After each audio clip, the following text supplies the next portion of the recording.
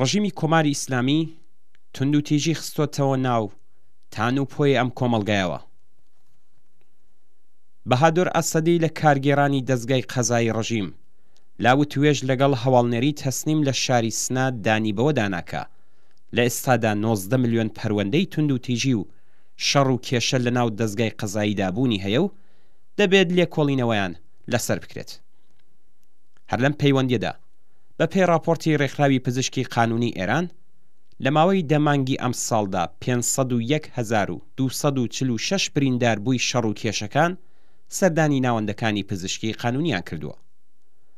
لەم ژمارەیە 344,372 پیا و 157,892 کەس ژن بوون.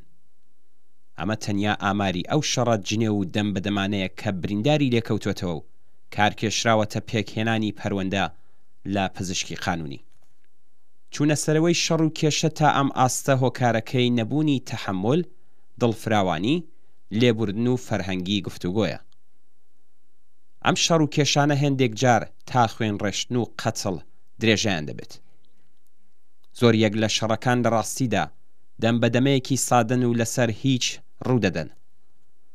بەپێی ئامارە ڕسمیەکان کە لە ناو چاپەمەنیەکانی تاراندا بڵاوکرانەوە، ئەم ساڵ لە چاو ساڵی ڕابردوو لێدان و بریندارکردنی بە ئەنقەست 11%، تێکدانی کەسایەتی 13%، ڕوبەڕووبوونەوە 20%، تۆهمەت و بوختان و جوێن 18% و هەڕەشەی کوشتن 22% زیادی کردووە.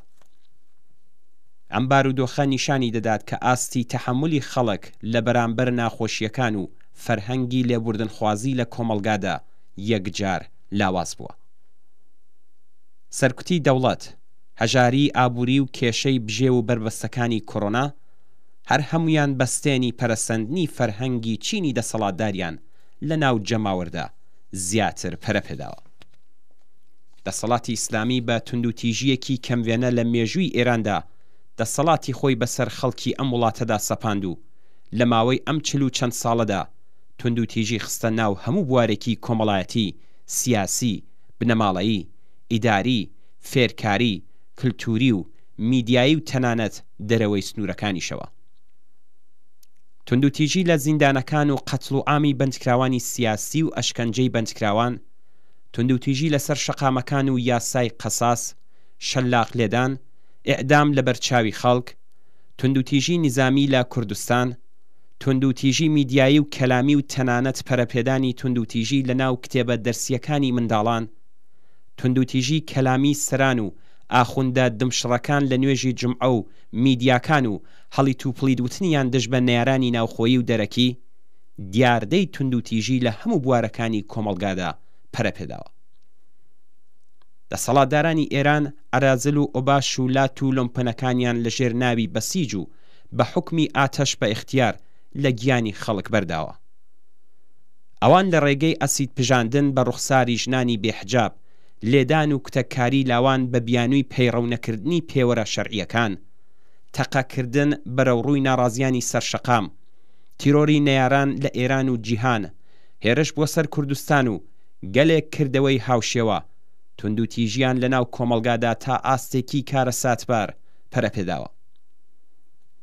ئەم ڕژیمە بە پەرەپێدانی هەژاری، بێکاری، هەڵاواردن، گرانی، ئێعتیاد، بێلیاقەتی لە کۆنتڕۆڵکردنی نەخۆشی کۆڕۆنا، گەندەڵی سیستماتیک، یاسای بە تەواومانە کۆنەپەرستانە لە هەڵس و کەوت لەگەڵ ژنان و کاروباری پەیوەندیدار بە بنەماڵە، بەستێنێکی گونجاوی بۆ پەرەسەندنی تند و تیژی خوڵقاندووە تا ئەو جێگایەی کە تەنانەت لەگەڵ چوونە سەرەوەی شەڕ و کێشەی سەرشەقام لە نێوان ژنان کە دیاردەیەکی دەگمەن بووە بەرەوڕووین. دەسەڵاتی ئیسلامی تند و تیژی دینی و تند و تیژی نەهێنی ناو فقهی شیعە و ئیسلامی بەردەوام پیرۆز کردووە و دەشیکات. ئەشکەنجە حەدی شەرعی پێدەوترێت و لەگەڵ ئێعدام بە ئامانجی تێکدانی دەرونی خەڵک و بە تایبەت منداڵانیان لەبەر چاوی خەڵک بەکردەوە دەردێنێت. ئەم ڕژیمە کە تند و تیژی بە تەنیا ڕێگای مانەوەی دەسەڵاتەکەی دەزانێت، زەربەی قورس و قەرەبوونەکراوەی لە بواری دەرونیەوە لە خەڵک و کۆمەڵگای ئێران داوە. هەر بۆیە هەر ڕۆژێک زیاتر مانەوەی ئەم ڕژیمە بە مانای زیاتر لە ناوچوونی جەستە و دەرونی تاکەکانی ئەم کۆمەڵگایە.